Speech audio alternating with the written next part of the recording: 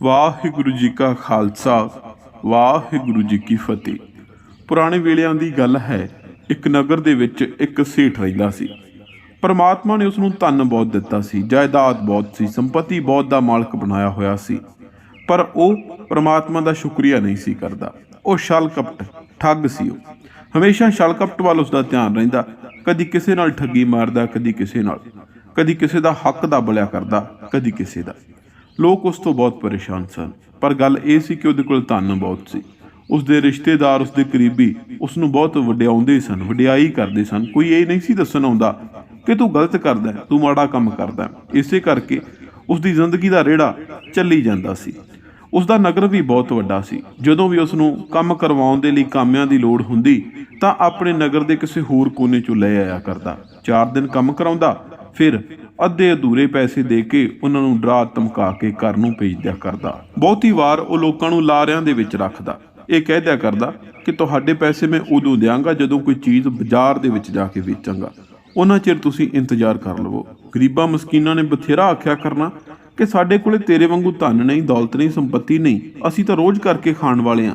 ਪਰ ਉਸਨੇ ਇੱਕੋ ਗੱਲ ਆਖਿਆ ਕਰਨੀ, ਜੇ ਪਹਿਲਾਂ ਚਾਹੀਦੇ ਆ ਤਾਂ ਫਿਰ ਜੋ ਮਰਜ਼ੀ ਕਰ ਲਓ, ਫਿਰ ਤੁਹਾਨੂੰ ਜਮ੍ਹਾਂ ਨਹੀਂ ਦੇਣੇ।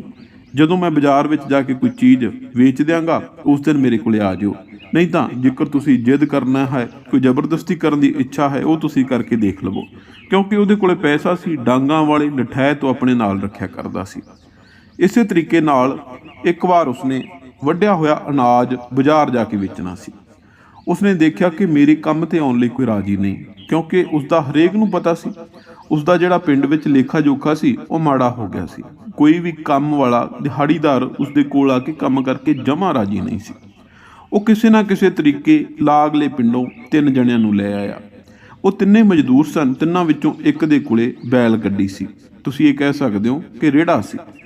ਹੁਣ ਇੱਕ ਥੋੜਾ ਬਜ਼ੁਰਗ ਸੀ, ਇੱਕ ਜਵਾਨ ਸੀ, ਉਸਦੇ ਘਰ ਬੱਚੇ ਸਨ, ਵਿਆਹਿਆ ਹੋਇਆ ਸੀ, ਥੋੜਾ ਸਮਾਂ ਹੋਇਆ ਸੀ ਵਿਆਹ ਨੂੰ, ਪਰ ਗਰੀਬ ਸੀ। ਉਸਦੀ ਆਈ ਚਲਾਈ ਦਿਹਾੜੀਆਂ ਦੇ ਸਿਰ ਤੇ ਚੱਲਦੀ ਸੀ। ਤੇ ਜਿਹਦੇ ਕੋਲੇ ਬੈਲ ਸੀ ਉਹ ਸਵੇਰ ਵੇਲੇ ਕੰਮਕਾਰ ਕਰਿਆ ਕਰਦਾ ਸੀ, ਸ਼ਾਮ ਨੂੰ ਬੈਲ ਗੱਡੀ ਦਾ ਇੱਕ ਅੱਧਾ ਗੇੜਾ ਨੇੜਲੇ ਪਿੰਡ ਲਾ ਲਿਆ ਕਰਦਾ। ਹੁਣ ਉਹਨੇ ਉਹਦੇ ਨਾਲ ਇਹ ਜ਼ੁਬਾਨ ਕੀਤੀ ਕਿ ਤੂੰ ਮੇਰੇ ਨਾਲ ਮਜ਼ਦੂਰੀ ਵੀ ਕਰਵਾ ਦੇ ਤੇ ਉਸ ਤੋਂ ਅਗਲੇ ਦਿਨ ਤੇਰੀ ਬੈਲ ਗੱਡੀ ਆਪਾਂ ਲੱਦ ਕੇ ਉਸ ਨੂੰ ਸ਼ਹਿਰ ਲੈ ਜਾਵਾਂਗੇ, ਤੈਨੂੰ 2 ਦਿਹਾੜੀਆਂ ਦਊਂਗਾ, ਦੂਜੇ ਦੋਵਾਂ ਨੂੰ 1-1। ਸਾਰਿਆਂ ਨਾਲ ਦਿਹਾੜੀ ਤੋਂ ਵੱਧ ਕੀਮਤ ਟੁੱਕ ਕੇ ਉਹਨਾਂ ਨੂੰ ਆਪਣੇ ਕੰਮ ਤੇ ਲੈ ਆ। ਸਾਰਾ ਦਿਨ ਉਹਨਾਂ ਤੋਂ ਕੰਮ ਕਰਵਾਇਆ, ਸਵੇਰ ਵੇਲੇ ਲੱਗ ਪਿਆ। ਸ਼ਾਮ ਤੋਂ ਬਾਅਦ ਉਸਨੇ ਜਦੋਂ ਕਾਫੀ ਰਾਤ ਹੋ ਗਈ ਉਦੋਂ ਛੱਡਿਆ। ਜਦੋਂ ਉਹ ਜਾਣ ਲੱਗਿਆਂ ਨੇ ਪੈਸੇ ਮੰਗ ਲਏ ਤਾਂ ਸਭ ਤੋਂ ਪਹਿਲਾਂ ਜਿਹੜਾ ਜਵਾਨ ਸੀ, ਜਿਹਦੇ ਘਰ ਛੋਟੇ ਬੱਚੇ ਸਨ, ਥੋੜਾ ਸਮਾਂ ਉਸਦੇ ਵਿਆਹ ਨੂੰ ਹੋਇਆ ਸੀ, ਉਸਨੇ ਆ ਕੇ ਦਿਹਾੜੀ ਮੰਗ ਲਈ। ਕਹਿੰਦਾ ਮੈਂ ਤਾਂ ਰਾਸ਼ਨ ਲੈ ਕੇ ਜਾਣਾ ਹੈ, ਮੇਰੇ ਘਰ ਤਾਂ ਰੋਟੀ ਤਾਂ ਹੀ ਪੱਕਣੀ ਹੈ ਜੇ ਤੁਸੀਂ ਮੈਨੂੰ ਦਿਹਾੜੀ ਦਿਓਗੇ। ਉਹ ਕਹਿੰਦਾ ਮੇਰਾ ਇਹ ਢੰਗ ਤਰੀਕਾ ਨਹੀਂ, ਮੈਂ ਇਸ ਤਰ੍ਹਾਂ ਦਿਹਾੜੀ ਨਹੀਂ ਦਿੰਦਾ। ਜਿਹੜਾ ਵੀ ਮੇਰੇ ਕੋਲੇ ਕੰਮ ਕਰਨ ਆਉਂਦਾ ਹੈ ਉਸ ਨੂੰ ਮੈਂ ਕਹਿ ਦਿੰਦਾ ਹਾਂ ਕਿ ਚਾਹੇ ਤੇ ਮੇਰੇ ਤੋਂ ਪਰਚੀ ਤੇ ਲਿਖਵਾ ਕੇ ਲੈ ਜਾ, ਚਾਹੇ ਤੂੰ ਮੂੰਹ ਜ਼ੁਬਾਨੀ ਯਾਦ ਰੱਖ ਲੈ। ਜਦੋਂ ਮੈਂ ਫਸਲ ਬਾਜ਼ਾਰ ਦੇ ਵਿੱਚ ਜਾ ਕੇ ਵੇਚ ਦਿੱਤੀ ਉਦੋਂ ਬਾਅਦ ਮੇਰੇ ਕੋਲ ਧਨ ਆਉਣਾ ਹੈ, ਉਸ ਤੋਂ ਬਾਅਦ ਤੁਸੀਂ ਮੇਰੇ ਕੋਲੇ ਆਉਣਾ ਹੈ। ਸੋ ਜੇ ਤੈਨੂੰ ਮੇਰਾ ਨਹੀਂ ਸੀ ਪਤਾ, ਇਹ 'ਚ ਤੇਰੀ ਗਲਤੀ ਹੈ। ਉਹ ਕਹਿੰਦਾ ਮੈਂ ਦੂਸਰੇ ਪਿੰਡੋਂ ਆਇਆ, ਇੱਕ ਦਿਹਾੜੀ ਦੇ ਪੈਸੇ ਲੈਣ ਮੈਨੂੰ ਵਾਪਸ ਆਉਣਾ ਪਵੇਗਾ, ਇਸ ਕਰਕੇ ਮਿਹਰਬਾਨੀ ਕਰੋ। ਨਾਲੇ ਤੇ ਮੇਰੇ ਭੁੱਖੇ ਬੱਚੇ ਅੰਨ ਪਾਣੀ ਛਕ ਲੈਣਗੇ ਤੇ ਨਾਲੇ ਮੇਰੀ ਜਿਹੜੀ ਦਿਹਾੜੀ ਲੱਗੀ ਹੈ ਉਹ ਸਗਾਰਥ ਆ ਜਾਵੇਗੀ। ਇਸ ਕਰਕੇ ਮੈਨੂੰ ਮੇਰੇ ਪੈਸੇ ਦੇ ਦਿਓ। ਇੰਨੀ ਧਨ ਦੌਲਤ, ਇੰਨੀ ਸੰਪਤੀ ਹੈ, ਇੰਨੀ ਜਗੀਰ ਦੇ ਮਾਲਕ ਹੋ, ਇਹ ਤਾਂ ਹੋ ਨਹੀਂ ਸਕਦਾ ਕਿ ਤੁਹਾਡੇ ਕੋਲੇ ਇੰਨੇ ਥੋੜੇ ਪੈਸੇ ਨਾ ਹੋਣ। ਉਹਨਾਂ ਦੀ ਤੂੰ ਮੈਂ ਹੋ ਗਈ, ਉਹਦੇ ਨਾਲ ਲੜ ਪਿਆ। ਉਹਨੂੰ ਕਹਿੰਦਾ ਹੁਣ ਤੂੰ ਮੇਰੇ ਕੋਲੇ ਆਵੀਂ ਭਾਵੇਂ ਨਾ ਆਈ, ਤੈਨੂੰ ਤੇਰੇ ਪੈਸੇ ਨਹੀਂ ਮਿਲਣੇ। ਮੇਰਾ ਅਨਾਜ ਤੇ ਕੱਲ ਵੇਚੀ ਜਾਣਾ, ਪਰ ਤੈਨੂੰ ਆਉਣ ਦੀ ਲੋੜ ਨਹੀਂ। ਉਹ ਦੁਖੀ ਹੋ ਕੇ, ਨਿਰਾਸ਼ ਹੋ ਕੇ ਉੱਥੋਂ ਚਲਾ ਗਿਆ, ਬਦਦੁਆਵਾਂ ਦਿੰਦਾ ਘਰ ਨੂੰ ਚਲਿਆ ਗਿਆ। ਉਸ ਤੋਂ ਬਾਅਦ ਬਜ਼ੁਰਗ ਨੇ ਪੁੱਛਿਆ, ਉਸਨੂੰ ਵੀ ਉਸਨੇ ਉਹੀ ਉੱਤਰ ਦਿੱਤਾ ਕਿ ਮੈਂ ਕੱਲ ਨੂੰ ਅਨਾਜ ਵੇਚਣਾ, ਥੋੜੇ ਦਿਨ ਬਾਅਦ ਆ ਕੇ ਪੈਸੇ ਲੈ ਜਾਏ। ਉਸਨੇ ਦੂਜੀ ਗੱਲ ਨਹੀਂ ਕੀਤੀ, ਕਿਉਂਕਿ ਉਸਨੇ ਦੇਖ ਲਿਆ ਸੀ ਕਿ ਜੇ ਮੈਂ ਤੂੰ ਮੈਂ ਕਰਦਾ, ਬਹਿਸ ਕਰਦਾ ਤਾਂ ਇਸਨੇ ਮੁੱਕਰ ਜਾਣਾ।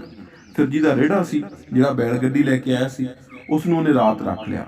ਕਹਿੰਦਾ ਕੱਲ ਨੂੰ ਆਪਾਂ ਬੈਲ ਗੱਡੀ ਨੂੰ ਲੱਦ ਕੇ ਆਪਾਂ ਇਸ ਨੂੰ ਨੇੜਲੇ ਬਾਜ਼ਾਰ ਜਾ ਕੇ ਵੇਚ ਆਉਣਾ। ਉਹ ਰਹਿ ਪਿਆ। ਉਸਨੇ ਰੱਖਿਆ ਉਸਨੂੰ ਇਸ ਕਰਕੇ ਕਿ ਮੈਂ ਤੈਨੂੰ 2 ਦੀ ਬਜਾਏ 3 ਦਿਹਾੜੀਆਂ ਦੇ ਪੈਸੇ ਦੇ ਦੇਵਾਂਗਾ। ਅਗਲੇ ਦਿਨ ਸਵੇਰ ਵੇਲੇ ਉਸ ਸੇਠ ਦੇ ਘਰ ਇੱਕ ਸਾਧੂ ਬਾਬਾ ਆਇਆ। ਸਾਧੂ ਬਾਬੇ ਨੇ ਆ ਕੇ ਕਿਹਾ ਕਿ ਮੈਨੂੰ ਬਹੁਤ ਭੁੱਖ ਲੱਗੀ ਹੈ, ਇਸ ਕਰਕੇ ਮੈਨੂੰ ਖਾਣਾ ਦੇ ਦਿਓ। ਸੇਠ ਦੀ ਘਰ ਵਾਲੀ ਸਾਧੂ ਬਾਬੇ ਲਈ ਖਾਣਾ ਪਰੋਸ ਹੀ ਰਹੀ ਸੀ ਕਿ ਸੇਠ ਨੂੰ ਪਤਾ ਲੱਗ ਗਿਆ ਕਿ ਘਰ ਦੇ ਬਾਹਰ ਕੋਈ ਆਇਆ। ਉਹ ਸਵੇਰ ਵੇਲੇ ਹੋਣ ਕਰਕੇ ਜਲਦੀ ਨਾਲ ਬਾਹਰ ਆਇਆ ਤੇ ਆ ਕੇ ਸਾਧੂ ਬਾਬੇ ਨਾਲ ਲੜਨ ਲੱਗ ਪਿਆ। ਉਸ ਨੂੰ ਬੁਰਾ ਭਲਾ ਬੋਲਿਆ, ਬਹੁਤ ਪੁੱਠਾ ਬੋਲਿਆ। ਉਸ ਨੂੰ ਮੰਗ ਖਾਣਾ ਦੱਸਿਆ। ਉਸ ਨੂੰ ਕਿਹਾ ਕਿ ਤੁਸੀਂ ਦਰ ਦੀਆਂ ਠੋਕਰਾਂ ਖਾਂਦੇ ਹੋ। ਸਾਧੂ ਬਾਬੇ ਨੇ ਬਥੇਰਾ ਕਿਹਾ ਕਿ ਤੂੰ ਗਲਤ ਰਾਹ ਤੇ ਹੈ, ਪ੍ਰਮਾਤਮਾ ਦਾ ਦਿੱਤਾ ਤੇਰੇ ਕੋਲੇ ਹਰ ਇੱਕ ਸ਼ੈ ਹੈ, ਪਰ ਤੂੰ ਦਾਨ ਨਹੀਂ ਕਰਦਾ। ਤੇਰੇ ਕੋਲੇ ਸਾਰਾ ਕੁਝ ਹੋਣ ਦੇ ਬਾਵਜੂਦ ਜਿਹੜੀ ਤੂੰ ਲੀਹ ਤੇ ਹੈ ਇਹ ਤੈਨੂੰ ਨਾਸ ਵੱਲ ਲੈ ਜਾਏਗੀ। ਪਰ ਉਸਨੇ ਬਾਬੇ ਨੂੰ ਧੱਕੇ ਮਾਰ ਕੇ ਉੱਥੋਂ ਕੱਢ ਦਿੱਤਾ ਤੇ ਆਪਣੀ ਘਰ ਵਾਲੀ ਨਾਲ ਵੀ ਔਖਾ ਹੋ ਗਿਆ ਕਿ ਸਵੇਰ ਵੇਲੇ ਇਹ ਕੰਮ ਨਹੀਂ, ਤੂੰ ਸਵੇਰ ਵੇਲੇ ਘਰ ਨੂੰ ਤੰਗਲੀ ਲਾ ਲੈਣੀ ਹੈ, ਤੂੰ ਘਾਟੇ ਪਾਉਣ ਲਈ ਇਸ ਘਰ ਵਿੱਚ ਆਈ ਹੈ। ਉਹ ਵੀ ਨਿਰਾਸ਼ ਹੋ ਕੇ ਅੰਦਰ ਚਲੀ ਗਈ। ਇਸ ਤੋਂ ਬਾਅਦ ਉਹ ਆਪਣਾ ਸਿੱਧਾ ਆੜਤ ਤੇ ਗਿਆ, ਆਪਣੀ ਦੁਕਾਨ ਤੇ ਗਿਆ ਜਿੱਥੇ ਉਸਨੇ ਅਨਾਜ ਇਕੱਠਾ ਕੀਤਾ ਹੋਇਆ ਸੀ। ਰੇੜੇ ਵਾਲੇ ਨੂੰ ਜਾ ਕੇ ਉਸਨੇ ਭੋਜਨ ਦਿੱਤਾ ਕਿ ਆ ਭਾਈ ਖਾ, ਤੇ ਫਿਰ ਇਸ ਤੋਂ ਬਾਅਦ ਆਪਾਂ ਕੰਮ ਕਰਨਾ ਹੈ, ਫਿਰ ਇਸ ਗੱਡੇ ਨੂੰ ਆਪਾਂ ਸ਼ਹਿਰ ਲੈ ਕੇ ਜਾਣਾ ਹੈ। ਉਸਨੇ ਕਿਹਾ ਕਿ ਜਿੰਨੀਆਂ ਬੋਰੀਆਂ ਬਾਕੀ ਨੇ ਇਹ ਤੂੰ ਇਕੱਲੇ ਨਹੀਂ ਲੱਦਣੀਆਂ। ਉਸਨੇ ਬਥੇਰਾ ਕਿਹਾ ਕਿ ਮੇਰੇ ਇਕੱਲੇ ਤੋਂ ਇੰਨਾ ਕੰਮ ਨਹੀਂ ਹੋਣਾ, ਪਰ ਉਹ ਕਹਿੰਦਾ ਕਿ ਮੈਂ ਕਿਸੇ ਹੋਰ ਬੰਦੇ ਨੂੰ ਦਿਹਾੜੀ ਨਹੀਂ ਦੇ ਸਕਦਾ। ਉਸਨੇ ਔਖਿਆਂ ਸੌਖਿਆਂ ਉਹ ਬੋਰੀਆਂ ਲੱਦੀਆਂ। ਉਸਨੇ ਇੱਕ ਵਾਰ ਬੇਨਤੀ ਵੀ ਕੀਤੀ ਕਿ ਗੱਡੇ ਦੇ ਉੱਤੇ ਭਾਰ ਜ਼ਿਆਦਾ ਹੋ ਜਾਵੇਗਾ, ਕਿਤੇ ਨੁਕਸਾਨ ਨਾ ਹੋ ਜਾਵੇ। ਸੇਠ ਮੰਨਿਆ ਨਹੀਂ। ਦੁਪਹਿਰ ਦੇ ਵੇਲੇ ਉਹ ਚੱਲ ਪਏ। ਉਸਨੇ ਬਥੇਰਾ ਕਿਹਾ ਕਿ ਆਪਾਂ ਕੱਲ ਨੂੰ ਚਲੇ ਜਾਵਾਂਗੇ, ਤਾਂ ਉਹ ਕਹਿਣ ਲੱਗਾ ਕਿ ਤੂੰ ਚਤੁਰ ਹੈ, ਤੂੰ ਚਲਾਕ ਹੈ, ਤੂੰ ਚਾਹੁੰਦਾ ਕਿ ਤੈਨੂੰ ਇੱਕ ਦਿਹਾੜੀ ਦੇ ਪੈਸੇ ਹੋਰ ਦੇ ਦੇਵਾਂ। ਉਹ ਕਹਿੰਦਾ ਠੀਕ ਹੈ, ਜੇ ਤੁਹਾਨੂੰ ਨਹੀਂ ਤੇ ਮੈਨੂੰ ਕਾਹਦੀ ਪਰਵਾਹ। ਦੁਪਹਿਰ ਵੇਲੇ ਚੱਲ ਪਏ। ਸ਼ਾਮ ਰਸਤੇ ਦੇ ਵਿੱਚ ਹੋ ਗਈ। ਜਦੋਂ ਰਾਤ ਹੋਣ ਲੱਗੀ ਤਾਂ ਉਸਨੇ ਕਿਹਾ ਕਿ ਆਪਾਂ ਕਿਸੇ ਨਗਰ ਰੁਕ ਜਾਂਦੇ ਹਾਂ, ਕਿਸੇ ਪਿੰਡ ਰੁਕ ਜਾਂਦੇ ਹਾਂ। ਰਸਤੇ ਵਿੱਚ ਰਾਤ ਹੋ ਗਈ, ਜੰਗਲੀ ਇਲਾਕਾ ਹੈ, ਆਪਣਾ ਨੁਕਸਾਨ ਹੋ ਸਕਦਾ ਹੈ। ਸੇਠ ਨਹੀਂ ਮੰਨਿਆ, ਕਹਿੰਦਾ ਨਹੀਂ, ਰਾਤ ਨੂੰ ਮੈਂ ਉਸ ਬਾਜ਼ਾਰ ਦੇ ਵਿੱਚ ਪਹੁੰਚਦਾ ਕਰ ਦਿਆਂਗਾ। ਰਾਤ ਨੂੰ ਕਈ ਵਾਰ ਭਾਅ ਵੱਧ ਵੀ ਮਿਲ ਜਾਂਦੇ ਨੇ। ਉਹ ਕਹਿੰਦਾ ਚਲੋ ਠੀਕ ਹੈ। ਜਦੋਂ ਕਾਫੀ ਹਨੇਰਾ ਹੋ ਗਿਆ, 8-9 ਵਜੇ ਦਾ ਸਮਾਂ ਹੋ ਗਿਆ, ਉਦੋਂ ਅਚਾਨਕ ਇੱਕ ਖੱਡੇ ਦੇ ਵਿੱਚ ਗੱਡਾ ਵੱਜਿਆ ਤੇ ਉਹਨਾਂ ਦਾ ਜਿਹੜਾ ਚੱਕਾ ਲੈ ਕੇ ਡਿੱਗ ਪਿਆ। ਸੇਠ ਉਹਦੇ ਨਾਲ ਬੁਰਾ ਭਲਾ ਬੋਲਣ ਲੱਗਿਆ, ਕਹਿਣ ਲੱਗਾ ਕਿ ਹੁਣ ਤੈਨੂੰ ਇੱਕ ਪੈਸਾ ਨਹੀਂ ਦੇਣਾ। ਥੋੜਾ ਸਮਾਂ ਤੂੰ ਮੈਂ ਕਰਨ ਤੋਂ ਬਾਅਦ ਸੇਠ ਨੂੰ ਇੱਕ ਗੱਲ ਉਸਦੇ ਖਾਨੇ ਪੈ ਗਈ ਕਿ ਰਾਤ ਦਾ ਵੇਲਾ ਹੈ, ਜੇ ਇਹ ਵੀ ਰੁੱਸ ਕੇ ਚਲਿਆ ਗਿਆ ਤਾਂ ਮੈਨੂੰ ਕੋਈ ਜੰਗਲੀ ਜੀਵ ਸ਼ਿਕਾਰ ਬਣਾ ਲਵੇਗਾ। ਇੱਕ ਇਕੱਲਾ ਤੇ 2 11। ਇਸ ਕਰਕੇ ਉਸਨੇ ਕਿਹਾ ਕਿ ਚੱਲ ਮੈਂ ਤੈਨੂੰ ਤੇਰੇ ਪੈਸੇ ਦੇ ਦੇਵਾਂਗਾ, ਪਰ ਆਪਾਂ ਜੰਗਲੀ ਜੀਵਾਂ ਤੋਂ ਬਚਣ ਦਾ ਕੋਈ ਹੱਲ ਲੱਭੀਏ। ਉਸ ਮਜ਼ਦੂਰ ਨੇ ਉਸਨੂੰ ਕਿਹਾ ਕਿ ਉਹ ਦੂਰ ਇੱਕ ਮਸ਼ਾਲ ਜਗ ਰਹੀ ਹੈ, ਕਿਤੇ ਨਾ ਕਿਤੇ ਅੱਗ ਬਲ ਰਹੀ ਹੈ। ਉਧਰ ਨੂੰ ਦੋਵੇਂ ਜਾਣੇ ਕੂਚ ਕਰ ਗਏ। ਉੱਥੇ ਜਾ ਕੇ ਦੇਖਦੇ ਨੇ ਕਿ ਇੱਕ ਕੁਟੀਆ ਬਣੀ ਹੋਈ ਹੈ, ਉਸਦੇ ਬਾਹਰ ਵਾਲੇ ਪਾਸੇ ਮਸ਼ਾਲ ਜਗ ਰਹੀ ਹੈ। ਕੁਟੀਆ ਦੇ ਅੰਦਰ ਦਾਖਲ ਹੋ ਗਏ। ਅੰਦਰ ਦੇਖਦੇ ਨੇ ਤਾਂ ਉਹੀ ਬਾਬਾ ਜਿਸ ਨੂੰ ਸਵੇਰ ਵੇਲੇ ਸੇਠ ਨੇ ਬੁਰਾ ਭਲਾ ਬੋਲ ਕੇ ਘਰੋਂ ਭਜਾਇਆ ਸੀ।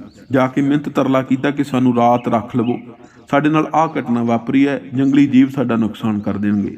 ਤਾਂ ਉਸ ਬਾਬੇ ਨੇ ਕਿਹਾ ਕਿ ਇਹ ਬੰਦਾ ਤਾਂ ਠੀਕ ਲੱਗਦਾ ਹੈ ਮੈਨੂੰ, ਪਰ ਇਸ ਸੇਠ ਨੂੰ ਮੈਂ ਰਾਤ ਨਹੀਂ ਕਟਵਾ ਸਕਦਾ, ਇਹ ਬੰਦਾ ਬਹੁਤ ਮਾੜਾ ਹੈ। ਉਹ ਕਹਿੰਦਾ ਮੈਨੂੰ ਮਾਫ ਕਰ ਦਿਓ, ਮੇਰੇ ਤੋਂ ਗਲਤੀ ਹੋ ਗਈ, ਮੈਂ ਤੁਹਾਨੂੰ ਸਵੇਰੇ ਭੋਜਨ ਨਹੀਂ ਦਿੱਤਾ, ਇਸ ਕਰਕੇ ਤੁਸੀਂ ਮੈਨੂੰ ਰਾਤ ਨਹੀਂ ਰੱਖਣਾ ਚਾਹੁੰਦੇ। ਤਾਂ ਸਾਧੂ ਬਾਬੇ ਨੇ ਕਿਹਾ ਕਿ ਮੈਂ ਇੰਨੀ ਮਾੜੀ ਸੋਚ ਦਾ ਮਾਲਕ ਨਹੀਂ ਕਿ ਤੂੰ ਮੈਨੂੰ ਮੋੜ ਦਿੱਤਾ ਤੇ ਮੈਂ ਉਹ ਗੱਲ ਦਿਲ ਵਿੱਚ ਰੱਖ ਲਵਾਂਗਾ, ਉਸ ਗੱਲ ਬਦਲੇ ਤੈਨੂੰ ਜੰਗਲੀ ਜੀਵਾਂ ਦੇ ਅੱਗੇ ਛੱਡ ਦਿਆਂਗਾ। ਮੈਂ ਇਸ ਕਰਕੇ ਤੈਨੂੰ ਮਾੜਾ ਕਹਿ ਰਿਹਾ ਕਿਉਂਕਿ ਮੈਨੂੰ ਤੇਰੀ ਕੱਲੀ ਹਰਕਤ ਦਾ ਪਤਾ ਹੈ। ਤੂੰ ਗਰੀਬਾਂ ਮਸਕੀਨਾਂ ਨਾਲ ਜੋ ਕਰਦਾ, ਤੂੰ ਉਹਨਾਂ ਦੇ ਹੱਕ ਦੱਬ ਲੈਣਾ, ਪੈਸੇ ਮਾਰ ਲੈਣਾ, ਇਸ ਕਰਕੇ ਮੈਂ ਤੈਨੂੰ ਕਹਿੰਦਾ ਤੂੰ ਕਪਟੀ ਹੈ, ਛਲ ਕਪਟ ਕਰਦਾ, ਇਸ ਕਰਕੇ ਮੈਂ ਤੈਨੂੰ ਪਨਾਹ ਨਹੀਂ ਦੇ ਸਕਦਾ। ਤੇਰੇ ਸਾਥੀ ਨੂੰ ਮੈਂ ਰਾਤ ਰੱਖ ਲੈਣਾ, ਪਰ ਤੈਨੂੰ ਮੈਂ ਕੋਈ ਜਗ੍ਹਾ ਨਹੀਂ ਦੇ ਸਕਦਾ, ਇੱਥੋਂ ਬਾਹਰ ਹੋ ਜਾ। ਹੁਣ ਉਸ ਨੂੰ ਗੱਲ ਸਮਝ ਆ ਗਈ ਸੀ। ਹੁਣ ਉਸ ਨੂੰ ਮੌਤ ਸਾਖਸ਼ਾਤ ਦਿਸ ਰਹੀ ਸੀ। ਉਸ ਨੂੰ ਲੱਗਦਾ ਸੀ ਕਿ ਜਿਵੇਂ ਮੈਂ ਕੁਟੀਆ ਤੋਂ ਬਾਹਰ ਨਿਕਲਿਆ, ਮੈਨੂੰ ਕਿਸੇ ਨਾ ਕਿਸੇ ਜੀਵ ਨੇ ਚੁੱਕ ਕੇ ਖਾ ਲੈਣਾ। ਉਸਨੇ ਮਿੰਨਤਾਂ ਤਰਲੇ ਕੀਤੇ, ਨੱਕ ਰਗੜਨੇ ਸ਼ੁਰੂ ਕਰ ਦਿੱਤੇ। ਕਹਿੰਦਾ ਲਿਖਤੀ 'ਚ ਲਿਖ ਕੇ ਦੇਣਾ ਕਿ ਅੱਜ ਤੋਂ ਬਾਅਦ ਕਿਸੇ ਦਾ ਹੱਕ ਨਹੀਂ ਮਾਰਾਂਗਾ। ਮੈਨੂੰ ਅੱਜ ਸਮਝ ਆ ਗਈ ਹੈ ਕਿ ਇੱਕ ਇਨਸਾਨ ਨੂੰ ਕਿਸੇ ਵੇਲੇ ਵੀ ਜ਼ਿੰਦਗੀ ਦੇ ਵਿੱਚ ਐਸੀ ਸੱਚਾਈ ਦਾ ਸਾਹਮਣਾ ਕਰਨਾ ਪੈ ਸਕਦਾ ਹੈ ਜਦੋਂ ਉਸ ਨੂੰ ਇਹ ਗੱਲ ਸਮਝ ਆ ਜਾਵੇ ਕਿ ਪੈਸੇ ਤੋਂ ਵੱਧ ਜ਼ਰੂਰੀ ਹੋਰ ਬਹੁਤ ਚੀਜ਼ਾਂ ਨੇ। ਸੋ ਬਾਬਾ ਜੀ, ਮੈਂ ਸੱਚੇ ਦਿਲ ਤੋਂ ਪੁਕਾਰ ਕਰਦਾ, ਮੈਨੂੰ ਇੱਕ ਵਾਰ ਸੁਧਰਨ ਦਾ ਮੌਕਾ ਦੇ ਦਿਓ। ਅੱਜ ਤੋਂ ਬਾਅਦ ਜ਼ਿੰਦਗੀ ਦੇ ਵਿੱਚ ਤੁਹਾਨੂੰ ਕੋਈ ਸ਼ਿਕਾਇਤ ਨਹੀਂ ਆਵੇਗੀ। ਇਸ ਕਹਾਣੀ ਦੇ ਰਾਹੀਂ ਕਹਾਣੀਕਾਰ ਸਾਨੂੰ ਇਹ ਦੱਸਣਾ ਚਾਹੁੰਦਾ ਹੈ ਕਿ ਜ਼ਿੰਦਗੀ ਦੇ ਵਿੱਚ ਅਸੀਂ ਬਹੁਤ ਕੁਝ, ਬੜੇ ਸੁਪਨੇ ਸੰਜੋਏ ਨੇ, ਬੜੀ ਦੂਰ ਤੱਕ ਅਸੀਂ ਜਾਣਾ, ਪਰ ਉਹਨਾਂ ਸੁਪਨਿਆਂ ਨੂੰ ਜਦੋਂ ਆਪਾਂ ਤੈਅ ਕਰਨ ਦੇ ਲਈ, ਸੁਪਨਿਆਂ ਨੂੰ ਸਰ ਕਰਨ ਦੇ ਲਈ ਇੱਕ ਸਫ਼ਰ ਤੈਅ ਕਰਦੇ ਹਾਂ ਨਾ, ਉਸ ਸਫ਼ਰ ਦੇ ਵਿੱਚ ਕਦੇ ਅਸੀਂ ਗਲਤੀ ਨਾ ਕਰੀਏ, ਠੱਗੀ ਨਾ ਮਾਰੀਏ, ਕਦੀ ਕਿਸੇ ਦਾ ਹੱਕ ਨਾ ਦੱਬੀਏ, ਕਿਸੇ ਨਾਲ ਛਲ ਕਪਟ ਨਾ ਕਰੀਏ, ਕਦੀ ਕਿਸੇ ਨੂੰ ਬੋਲ ਕਬੋਲ ਵੀ ਨਾ ਬੋਲੀਏ। ਜੇ ਸਾਡੇ ਕੋਲੇ ਕੋਈ ਕੁਛ ਲੈਣ ਆਉਂਦਾ ਨਾ, ਉਸ ਨੂੰ ਦੇ ਦਿਓ, ਜੇ ਨਹੀਂ ਹੈ ਤੇ ਪਿਆਰ ਨਾਲ ਉਸ ਨੂੰ ਸਮਝਾ ਦਿਓ। ਸਿਆਣੇ ਕਹਿੰਦੇ ਨੇ ਕਿ ਗਲੀ ਦੇ ਕੱਖ ਦੀ ਵੀ ਲੋੜ ਪੈ ਜਾਂਦੀ ਹੈ। ਜਿਵੇਂ ਦੇ ਹਾਲਾਤ ਅੱਜ ਨੇ ਇਵੇਂ ਦੇ ਸਦਾ ਨਹੀਂ ਰਹਿਣੇ। ਕਦੀ ਸਾਡੇ ਤੇ ਬੁਰਾ ਵਕਤ ਆ ਗਿਆ ਤੇ ਪਤਾ ਨਹੀਂ ਕਿਹਨੇ ਸਾਡੀ ਆ ਕੇ ਮਦਦ ਕਰਨੀ ਹੈ, ਕਿਹਨੇ ਸਾਡੇ ਨਾਲ ਖੜ ਜਾਣਾ। ਇਸ ਕਰਕੇ ਹਮੇਸ਼ਾ ਹਰੇਕ ਦੇ ਨਾਲ ਨਿਮਰਤਾ ਦੇ ਨਾਲ ਪੇਸ਼ ਆਓ, ਕਿਸੇ ਦਾ ਹੱਕ ਨਾ ਦੱਬੋ, ਸਗੋਂ ਜੇ ਕੋਈ ਕਿਸੇ ਦਾ ਹੱਕ ਦੱਬਦਾ ਤੇ ਉਸ ਬੰਦੇ ਦੇ ਲਈ ਆਵਾਜ਼ ਉਠਾਓ।